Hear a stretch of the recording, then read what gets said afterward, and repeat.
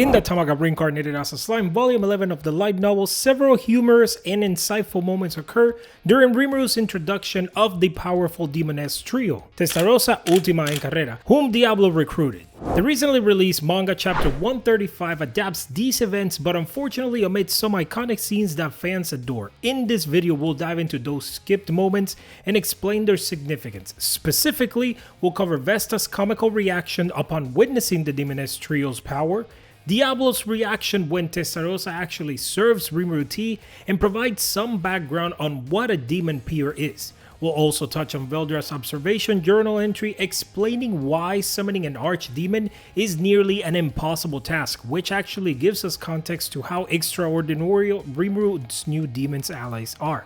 First, let's set the stage. After Diablo's return with the 3 demonesses and hundreds of the other demons, Rimuru decides to name the top 3 demonesses, giving them the official names Testarossa, Ultima, and Carrera. In the light novel, the instant Rimuru names them, their power skyrockets. They evolve from archdemons into an even higher existence, known as demon peers, and a massive aura of magic bursts forth. Even the unusually unflappable Demon Lord Dino is stunned, muttering that not even an ex-Demon Lord Carrion could compare to these 3 after their evolution. The sheer pressure in the room is that intense. Now enter Vesta, the dwarf scientist who now works in Tempest's research department. Vesta arrives a bit late to the naming event, only to walk in on the 3 newly evolved demon peers, radiating frightening power. His reaction is priceless. The light novel narrates that Vesta slinks into a corner, eyes wide open with terror, and starts mumbling frantically to himself. "I didn't see anything, I saw nothing, none of my business," while banging his head against the wall in despair.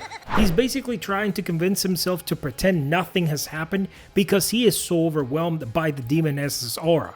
Rimuru, the narrator at this point, even notes how sad and absurd it is to watch poor Vesta lose his mind like that, and decides to best just ignore Vesta's breakdown and pretend we didn't see that. This comedic scene really highlights just how frightening Rimuru's new subordinates appear to normal folks. Vesta is no weakling, he's a learned man who's actually seen powerful monsters before, but the demon peer level power of the trio leaves him utterly shell-shocked. It's an iconic light novel moment that had readers laughing because Vesta basically nopes out of the situation in sheer panic.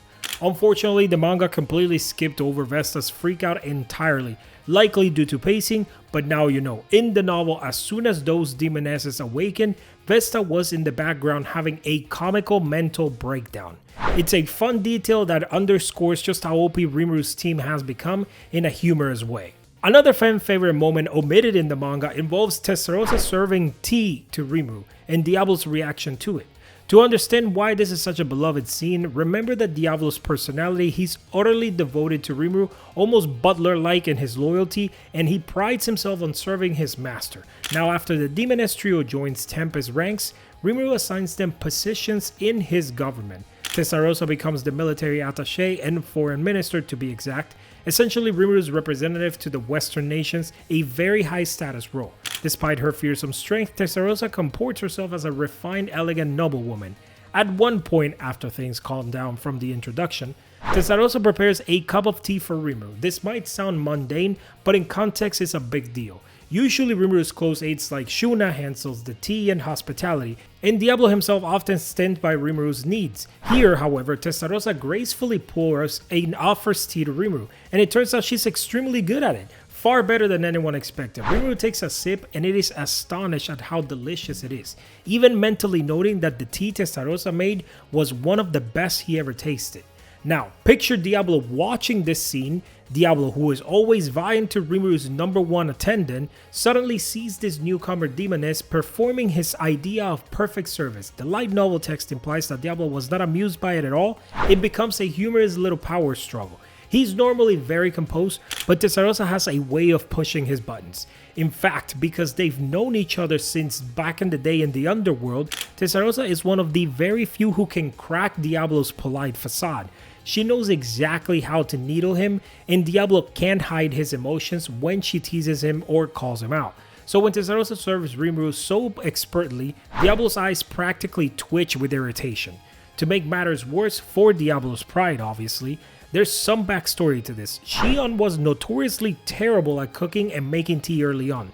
Diablo personally helped train Shion to brew a decent cup of tea, and it was not an easy process. The novel actually jokes that Diablo thought his body might be destroyed just from taste testing Shion's early attempts at black tea. He literally sacrificed his taste buds to help Shion improve her tea brewing. Thanks to Diablo's suffering, Shion eventually learned how to make drinkable and even tasty tea. Now imagine Diablo's shock when Testarossa walks in on one day and just brews a cup of tea so perfect that Rimuru is in heaven. It's as if Diablo and Shion's trial and error was instantly outdone by Testarossa's natural talent and refined taste.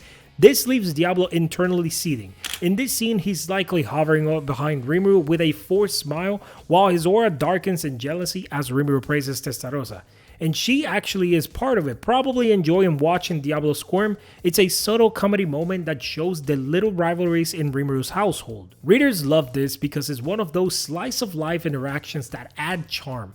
Diablo, the mighty primordial noir, getting salty over a cup of tea. Rimuru even notes internally how unexpectedly great Testarossa's hospitality skills are, a demon who can make better tea than a royal chef. This scene also quietly highlights Testarossa's character. She's cruel on the battlefield, but in everyday life she's exceedingly polished, meticulous, and cultured. The manga skipped over this entirely, likely focusing on serious plot points, but now you know the tea incident that had Diablo's feathers ruffled. It's a light novel gem showing that even demon aristocrats can have office quarrels over tea service. Now you heard us mention that the trio evolved into demon peers after being named. So what exactly is a demon peer in Tensura's world?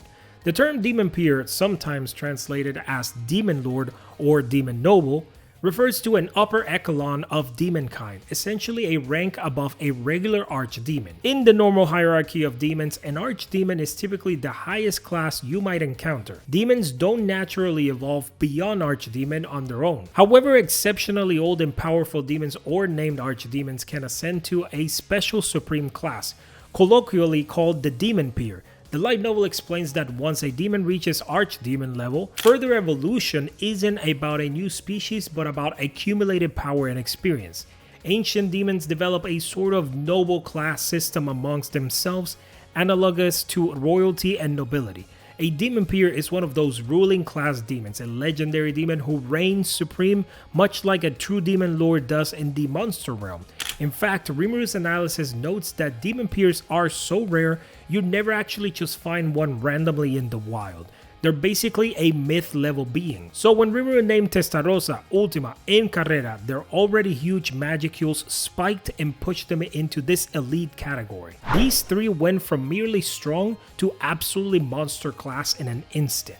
In practical terms, a demon peer is roughly equivalent to an awakened true demon lord. For example, Diablo himself was not yet a demon peer when Rimuru first summoned him. He was an archdemon, a primordial, but after being named and later evolving, Diablo also became a demon peer. By the time volume 11 ends, Rimuru's nation Tempest suddenly has 6 demon peers on his side, Diablo plus the Demoness Trio, plus a couple of their lieutenants who evolved. This is almost unheard of. The word legendary starts to lose meaning when you have half a dozen legends in one room. To really drive home the significance of Rimuru gaining these demons, let's talk a little bit about an interesting explanation from Veldora's Slime Observation Journal. These are amusing side stories written from Veldora's POV while he was sealed inside Rimuru's stomach. In one entry, Veldora and Ifrit witnessed Rimuru summoning Diablo back when Diablo was an unnamed archdemon, answering the call. Veldora basically gives Ifrit and us, the readers, a lesson on how outrageous that summoning was. Veldora notes that Rimuru's magic circle was meant for summoning a greater demon, a fairly high level summon at that, but still a step below an archdemon. Under normal circumstances, an archdemon simply would not appear from such a ritual. It's essentially a 100% impossible outcome. Ifrit is confused in that scene, pointing out that the summoning circle shouldn't have been able to call an archdemon, and Veldora is essentially astonished but intrigued. The only hypothesis Veldora comes up with is, perhaps the archdemon heard the summon and decided to answer it of his own free will. In other words, Diablo, who was an archdemon at the time, chose to come through Rimuru's summoning gateway intentionally, even though he wasn't actually forced by the ritual. This idea that an archdemon would show up unbidden is mind-blowing to Veldora. because it implies a demon with enough free will and curiosity to volunteer himself into servitude. It speaks to Diablo's character and his instant fascination with Rimuru. The light novel main text also emphasizes how summoning an archdemon is an almost unheard of feat. It describes that even among veteran summoners who can call high-level spirits or demons, summoning an archdemon is considered well nigh impossible. Just one archdemon is said to be equivalent to an entire tactical military unit in power. To even attempt to bring in forth an archdemon, a summoner would need to offer a colossal sacrifice or mana, basically a huge price, and even then success isn't even assured. If a human nation tried it, it would have to be a national level ritual with many mages and sacrifices, something on the scale of a major project and extremely dangerous. In other words, archdemons don't just pop up every day. They're way too powerful, yet Rimuru casually ended up with not one, but multiple archdemons, and then demon peers.